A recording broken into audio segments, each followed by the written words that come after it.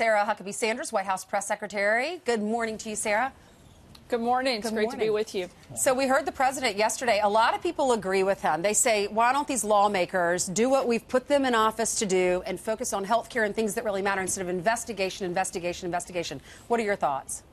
The president's exactly and 100% correct. It is an absolute embarrassment that members of Congress are using all of their time and resources into attacking the president when they should be looking at trying to solve problems that this country has, like the president is doing. They should follow his example of coming to work every day and looking for how they can help the American people, not how they can attack this president. It is absolutely outrageous that their number one job and their number one priority is to try to beat every person that is supportive of this president, beat them down and attack them instead of, and look for these this expedition that you are seeing led by Chairman Nadler is truly an embarrassment to Congress, and it's hurting our country, and it is the opposite of what they were elected to do and the opposite of what we need them to do. Well, Jerry Nadler said that the reason they had to do it was because for the first 2 years of the administration, Sarah, there was no oversight.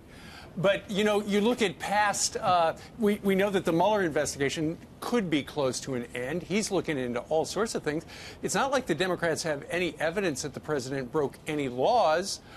But I've heard a number of Republicans who support the president say they're simply steamed that he won the presidency back in 2016.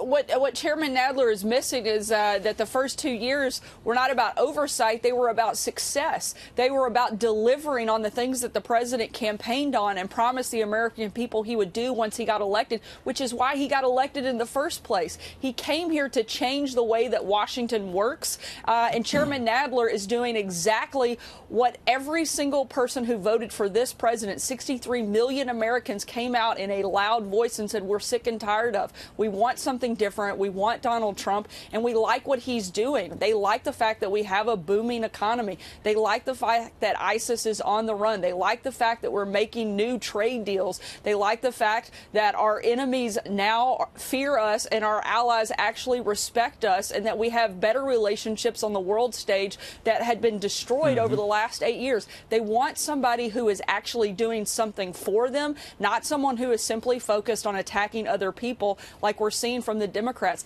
They have no message. They know that their entire party has been taken over and radicalized by a fringe group on the left, and that is not going to play across the board. So the only play they have to try to beat this president in 2020 is to attack him. That's certainly what we're seeing. On one more topic, Sarah, there's a record surge, new numbers coming out on illegal immigration that show nearly a 100% increase year to year of illegals detained at the border, 76,000 alone in the month of February. Yet Democrats still want to deny that we have a crisis. Your reaction to these big numbers? It is absolutely abhorrent that Democrats are still refusing to acknowledge the crisis on the border, particularly when Barack Obama himself even called it a crisis in 2014. We know exactly what it is, and it's time they start doing their jobs and actually fixing it. They should follow the president. He is actually leading. If Congress didn't want him to declare a national emergency, they should have done their jobs and actually fixed the problem instead of just denying that it exists. We know that this is a crisis, not just a national security, but a humanitarian crisis. 54% increase in unaccompanied children coming across this border. We are seeing the most vulnerable individuals exploited by our broken system, and it's time that somebody step up and follow the president and fix this problem. Well, you know, a lot of people are looking to Washington to fix the problem, Sarah, but it looks like the Senate, Republicans in the Senate, it looks like, are about to hand the president a defeat regarding his national emergency declaration and trying to reprogram some of that money. What's your message to those Republicans who are going to join the Democrats? Look, my message to that group is to do your job. If you had done what you were elected to do on the front end, then the president wouldn't have to fix this problem on his own through a national emergency.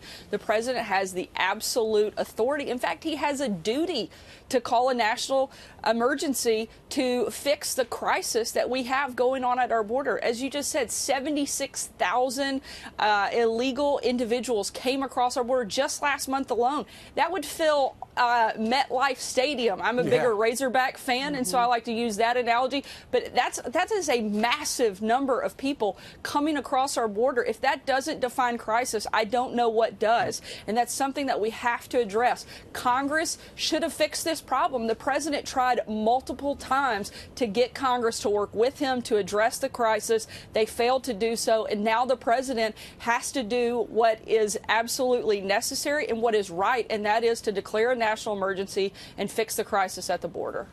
Sarah Sanders, thank you very much for your time this morning. Thank you very much. Thank you.